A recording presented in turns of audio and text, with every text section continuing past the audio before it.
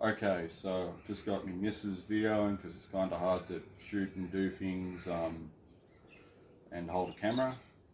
So what we're going to do, uh, load up a magazine. Sorry for turning me back to the camera. So first of all, I'll tell you what I've got. I've got these Ozgel. Apparently these aren't like the best you can get, but they're not bad. That's what I'm using. I made these yesterday and they've been kept in the fridge overnight. So I'm going to load, just make all these a speed loader. Just going to tip them all in. The first time I ever used this thing, I only put a small amount of gels in there. And that's something you don't want to do. Gel blasters in general don't typically like magazines that aren't really full. I only put like 30 in there. So I don't know, I kind of think fuller is better. One thing to note, I'll sit there. When you're making these up, you're obviously soaking them in water. And everyone seems to say like 4 hours minimum. And I think that's because if you don't do that, the gels will actually start to dehydrate and shrink, and then you're going to have feeding problems and all sorts. But you're actually mixing them in water. And I think I've mentioned it in the previous video, these magazines actually have a motor, an electric motor in the bottom. So there is like a little drain hole. And for this particular blaster, the Alpha King AK-105 and the whole series of them, you can actually take them out. You can take the guts out and dry them out.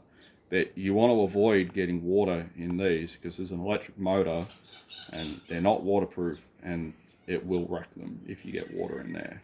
And you're mixing your gels with water, so you've got to strain them out.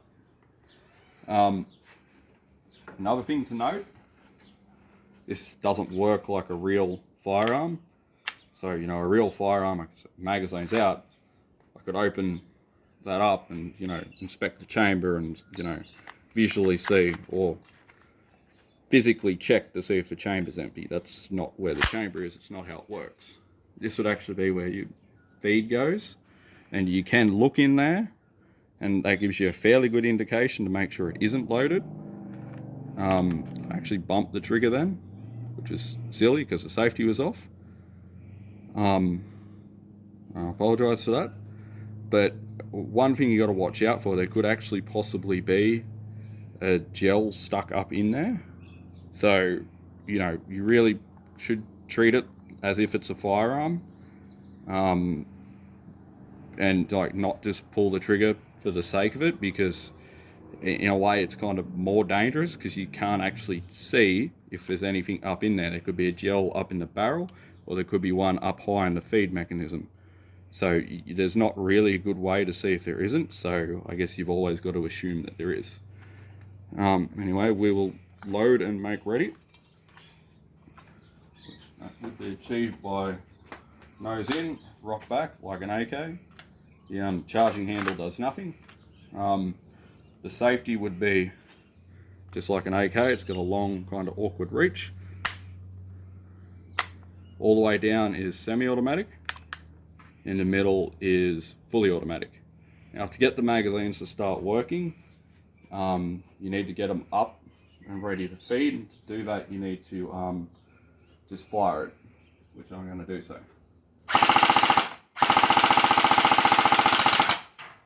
And we've started feeding now, so I'm going to switch to semi. And can you kind of video over the shoulder? Mm-hmm. Actually, no, I'm going to go back to the punching bag. So you're going to want to be behind me. Okay.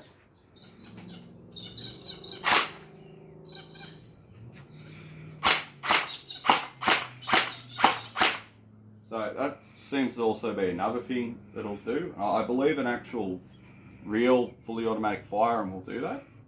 If you were on semi-automatic, on fully automatic, sorry, and you switch it to semi, the next trigger pull will be set to the last setting it was. So I'm pretty sure when I just fired that, the first one, it fired fully automatic when it's on semi. So that's actually a realistic feature anyway.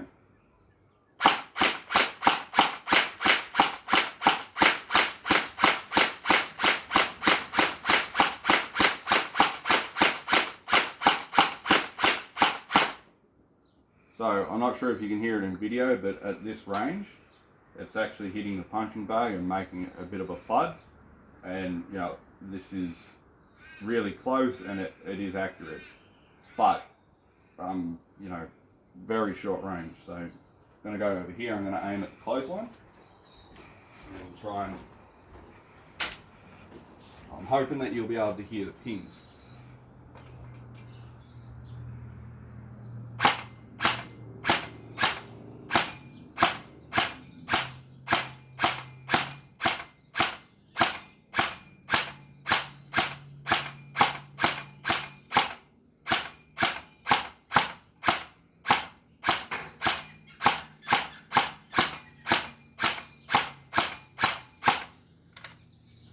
So yeah, I was hitting mostly there.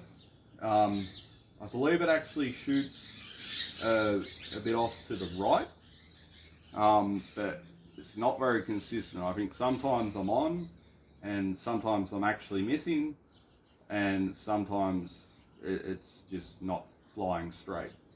Anyway, we'll try and aim at the shed, and this is kind of pushing the range. I can hear that hit the shed. I'm not exactly sure where, but it's only a really light ping. With full auto.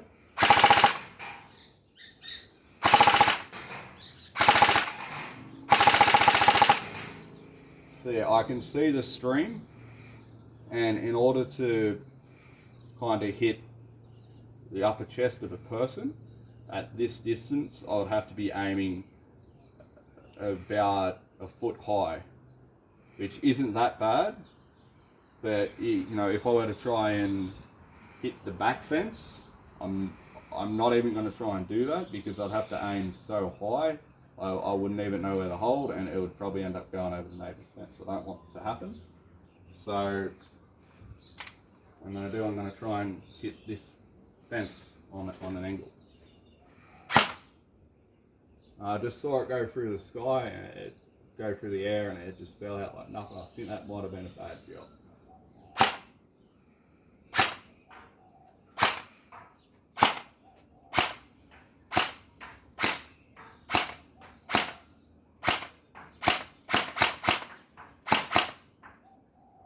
So I think that's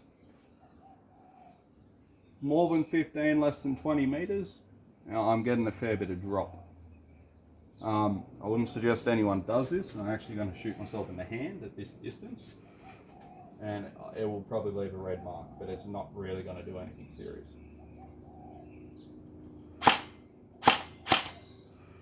And yeah, that a little bit of a sting that the gel ball exploded, but you know, it's in no way going to injure you.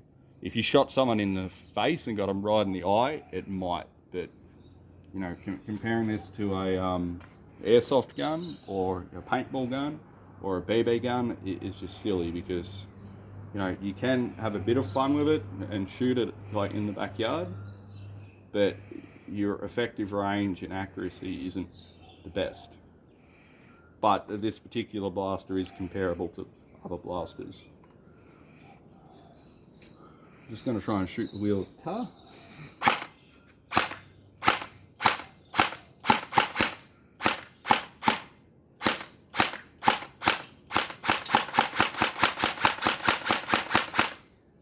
So I'm hitting a fairly consistent point of aim. I had a couple that dropped before the car, it just wasn't a good shot, and I had one that exploded in the air before the car. But try again, I'm just aiming at the wheel.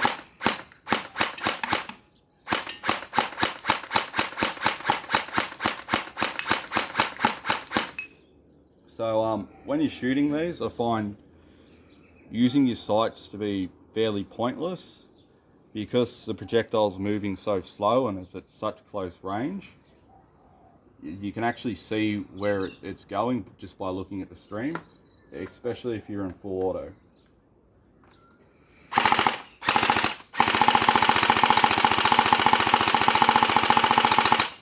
So you see, I'm not even down on the gun. I don't have a cheek well or anything. I'm not even looking at the sights. I'm just looking at the stream, and it's really more of an effective way to fire.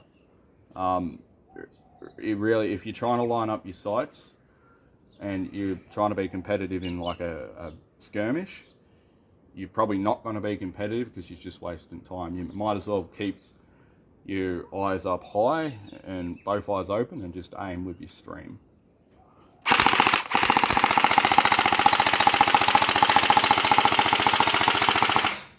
I can actually keep more gels on the skinny pole, the clothesline, and full auto. Just no cheek well, looking up over the sights, just with the string.